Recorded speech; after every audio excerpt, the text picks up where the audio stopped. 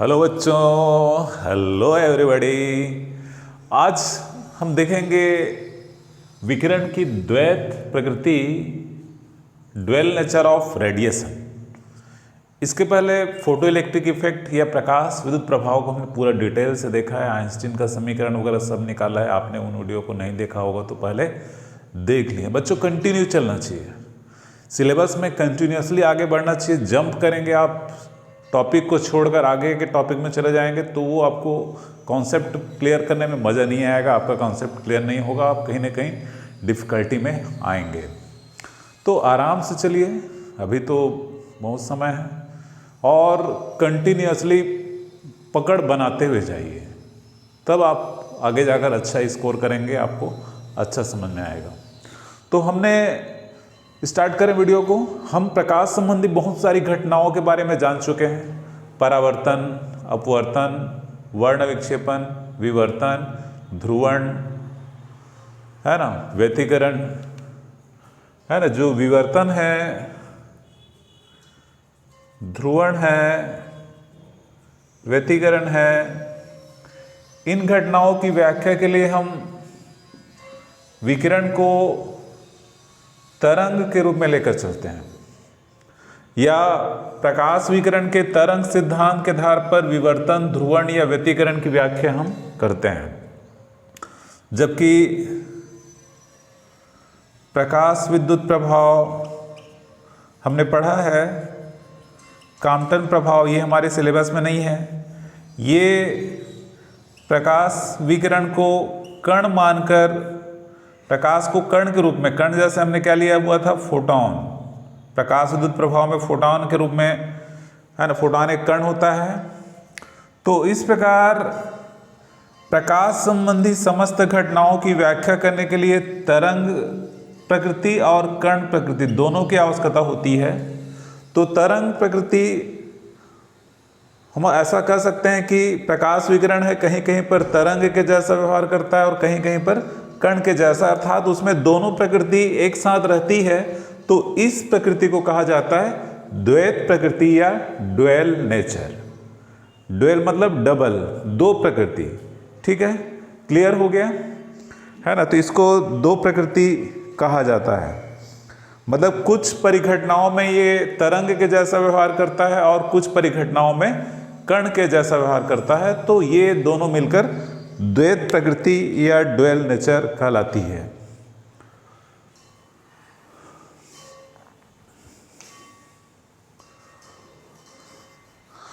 अब हम देखेंगे द्रव्य की तरंग प्रकृति या द्रव्य तरंगे। इसके बारे में लुईस डी ब्रॉगली नामक वैज्ञानिक ने बताया था। डी ब्रॉगली या इसको दे ब्रॉगली भी कहते हैं, है ना। लुईस डी ब्रॉगली नामक वैज्ञानिक ने द्रव्य तरंग का कॉन्सेप्ट दिया, है ना। उन्होंने दो कॉन्सेप्ट यहां पर दिए हैं। पहला कॉन्सेप्ट क्या है ना, जो संपूर्ण विश्व में ऊर्जा, संपूर्ण विश्व की बात करें या संपूर्ण ब्रह्मांड की बात करें, ऊर्जा किसमें किसमें पाई जाती है, द्रव्य व विकिरण या विद्युत चुंबकीय विकिरण कहते हैं, के रूप में विद्यमान है ना। संपूर्ण ब्रह्मांड में ऊर्जा, मतलब ब्रह्मांड में जो भी ऊर्जा है वो या तो द्रव्य के रूप में, द्रव्य मतलब पदार्थ में है, और दूसरा विद्युत चुंबकीय विकिरण के रूप में है। ये पहला कॉन्सेप्ट है, बिल्कुल क्लियर है। मतलब ब्रह्मांड में जो भी ऊर्जा है या तो पदार्थ में है या तरंग में है, विद्युत चुंबकीय तरंग में है। ठीक है। दूसरा उन्होंने बताया प्रकृति में सममितता होती है। ठीक है। यदि विकिरण की द्वैत प्रकृति है तो द्रव्य की भी द्वैत प्रकृति होगी, अर्थात द्रव्य या गतिशील द्रव्य या कण के साथ तरंग संबद्ध होगा। ये दो कॉन्सेप्ट लुईस डी ब्रॉगली ने बताया, बहुत इजी है ना। दूसरा कॉन्सेप्ट, प्रकृति में समितता मतलब सिमेट्री पाई जाती है। यदि विकिरण की दो प्रकृति हो सकती है, विकिरण है वो तरंग और कण के रूप में हो सकता है, तो द्रव्य की भी है ना। यहां पर दो चीज है, एक तो द्रव्य है और एक विद्युत चुंबकीय विकिरण है। तो इस विकिरण की दो प्रकृति हम देखे हैं, तो द्रव्य की भी दो प्रकृति होनी चाहिए, अर्थात गतिशील द्रव्य, द्रव्य मतलब पदार्थ, गतिशील द्रव्य या गतिशील कण के साथ एक तरंग संबद्ध होगा।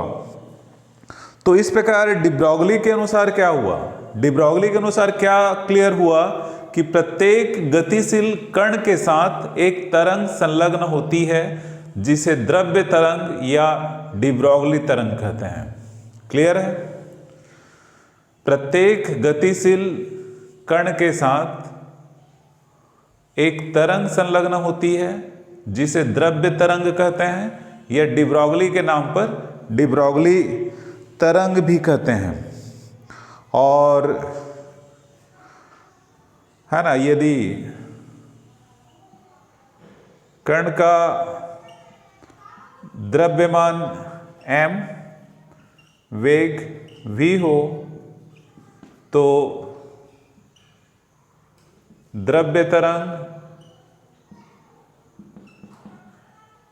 का तरंग दैर्घ्य lambda equal to h upon M भी होता है, जहां h क्या है, प्लैंक कांस्टेंट, ठीक है, lambda equal to h upon M भी। तो इसको डिराइव करेंगे कि ये कैसे आता है।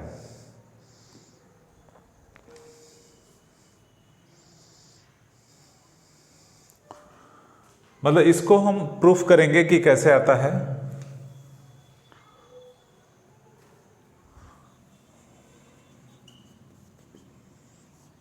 तो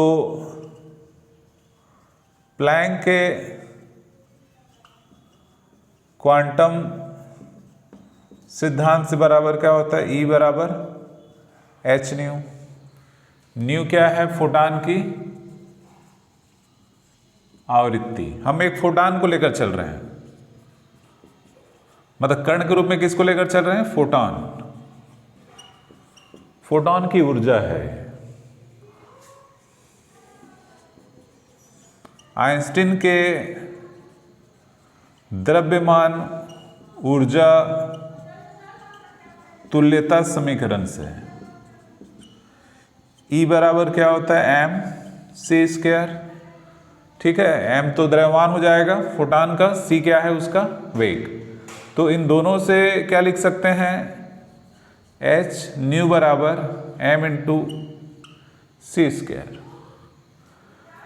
है ना।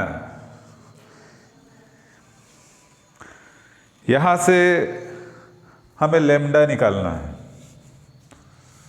हमने कल देखा था c बराबर न्यू लैम्डा, ठीक है। तो न्यू बराबर लेंगे, न्यू बराबर तो c अपान लैम्डा हो जाएगा। तो ये h c upon lambda equal to m C square, एक c कैंसल होगा, तो लैम्डा बराबर निकालेंगे तो h upon m into C, ठीक है।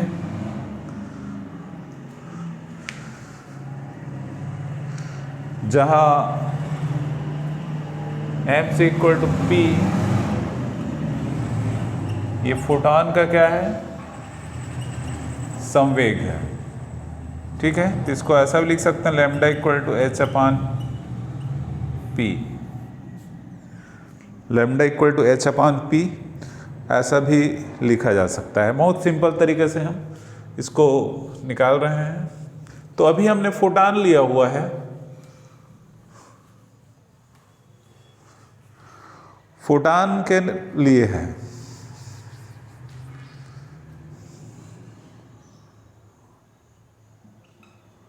अन्य द्रव्य कणों के लिए वेग v होगा, तो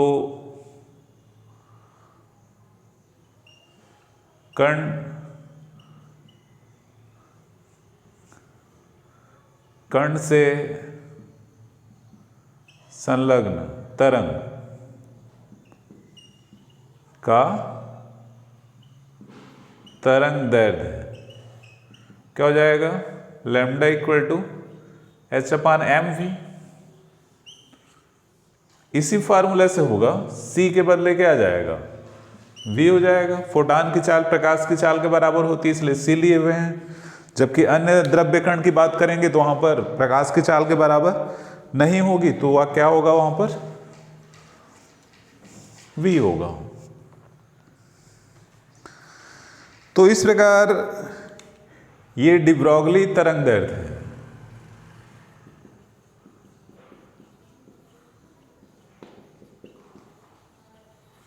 डी ब्रॉगली तरंग दैर्ध्य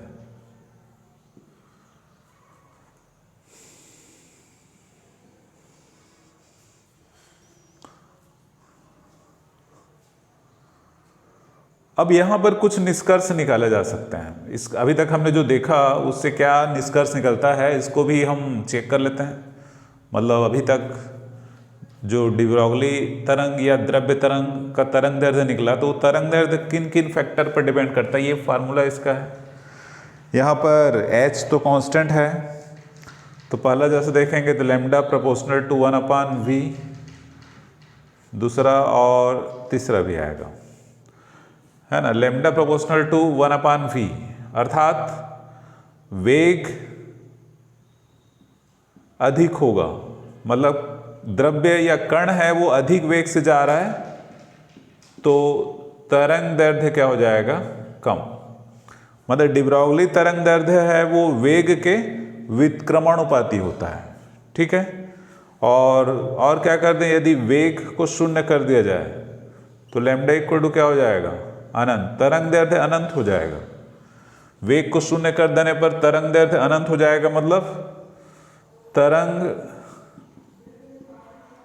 संलग्न नहीं होगा, तरंग अनुपस्थित रही होगा। मतलब यदि द्रव्य है या पदार्थ है वो गति नहीं कर रहा है, कण है वो गति नहीं कर रहा है, तो उस कण के साथ कोई तरंग संलग्न नहीं रहेगा। कण गति करेगा तभी उसके साथ तरंग संलग्न रहेगा। इस बात को क्लियर कर लो। थर्ड यहाँ पर और है, lambda proportional to 1 upon M, M पर भी डिपेंड करता है। तो ये जैसे एम कम हो, द्रव्यमान कम होगा, तो तरंग दैर्ध्य क्या होगा, ज्यादा होगा। मतलब कण हल्का है, हल्के कण से संबद्ध तरंग का तरंग दैर्ध्य ज्यादा होगा, और भारी कण से संलग्न तरंग का तरंग दैर्ध्य क्या होगा, कम। तो ये निष्कर्ष निकलते हैं। इस फार्मूला को हम गतिज ऊर्जा के पदों में भी लिख सकते हैं।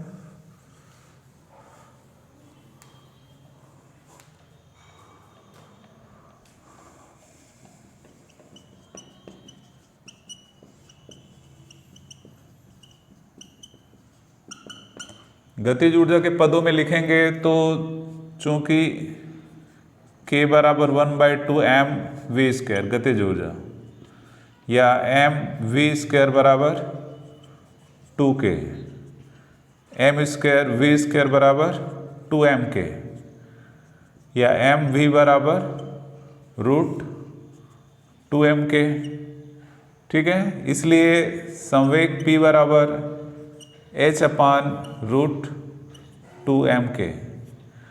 तो गतिज ऊर्जा के पदों में ये लैम्डा है। गतिज ऊर्जा के पदों में जो द्रव्य तरंग के तरंग दैर्ध्य को इस फार्मूला से हम लिख सकते हैं। ठीक है,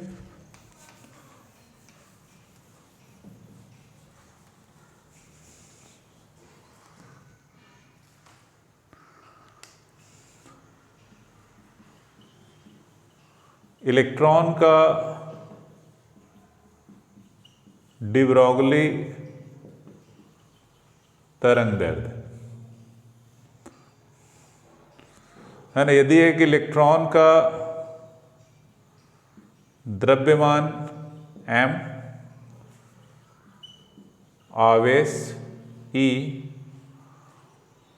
और विभवांतर V में त्वरित होने पर प्राप्त ऊर्जा कितनी होती है, EV। ठीक है, या उस पर किया गया कार्य,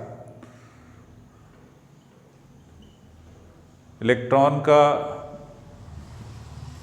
गतिज ऊर्जा ये 1/2m² तो ये जो प्राप्त ऊर्जा ही क्या होगी, उसकी गतिज ऊर्जा होगी। तो इस प्रकार 1/2m² equal to E into V, या इसको और लिखें mv² बराबर 2eV, या m²v² इक्वल टू 2m, तो mv बराबर रूट। तो इसलिए इलेक्ट्रॉन भी एक कण है, तो इलेक्ट्रॉन से संलग्न द्रव्य तरंग का तरंग दैर्ध्य लैम्डा इक्वल टू कितना हो जाएगा, h/√2mEV। ठीक है, इसको न्यूमेरिकल फॉर्म में भी लिख सकते हैं। इसमें मान रख के कि लैम्डा h का मान होता है 6.62 इंटू 10⁻³ जूल सेकंड, और 2 इलेक्ट्रॉन का द्रव्यमान होता है 9.1 इंटू 10⁻³ किलोग्राम, और E का मान, इलेक्ट्रॉन का आवेश 1.6 इंटू 10⁻19 कूलम, और V पता नहीं है तो इसको V ही रहने देते हैं। ठीक है, V हमको पता नहीं है तो इसको V ही रहने देते हैं। इस पूरे को सॉल्व किया जाए, इनको आपस में 10 के घातांकों को एक साथ ऐसा सॉल्व करें तो ये इस प्रकार हो जाता है 150/V इंटू 10⁻10 मीटर। ये पूरा आप सॉल्व करेंगे तो इस प्रकार का एक निष्कर्ष निकलेगा। और जैसे यहाँ पर √50 का वैल्यू 12.27 है ना, 144 का क्या होता है, 12 होता है, पर 144 से ज़्यादा है तो 0.27 और इसमें है √V, और ये 10⁻10 मीटर बराबर हो जाता है एंगस्ट्रॉम, है ना। 1 एंगस्ट्रॉम बराबर 10⁻10 मीटर। एंगस्ट्रॉम तरंग दैर्ध्य का मात्रक है।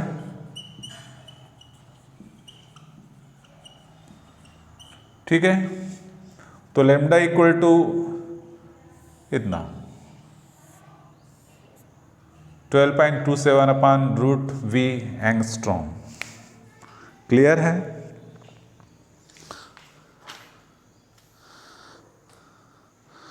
तो एक्चुअली जो द्रव्य तरंग या डी ब्रोगली तरंग दैर्ध्य है, ये विद्युत चुंबकीय तरंग नहीं होती है, पर ये निर्वात में गति कर सकती है। विद्युत चुंबकीय तरंग इसलिए नहीं है क्योंकि विद्युत चुंबकीय तरंग कहाँ से उत्पन्न होती है, आवेशित कण से उत्पन्न होती है, दोलायमान आवेशित कण से, है ना। द्रव्य तरंग है वो निर्वात में भी गति कर सकता है। इसके अलावा अर्थात ये यांत्रिक तरंग भी नहीं है, है ना। है ना। डिब्रोगली ने इलेक्ट्रॉन के द्रव्य तरंग से संबद्ध तरंग दैर्ध्य की खोज की, इसके लिए उनको नोबेल प्राइज भी दिया गया था। तो काफ़ी इंपॉर्टेंट अनुसंधान था, कह सकते हैं, इस टॉपिक पर ये डिब्रोगली का। तो बच्चों इस वीडियो में इतना ही, हम फिर मिलेंगे नेक्स्ट वीडियो में, तब तक के लिए गुड बाय।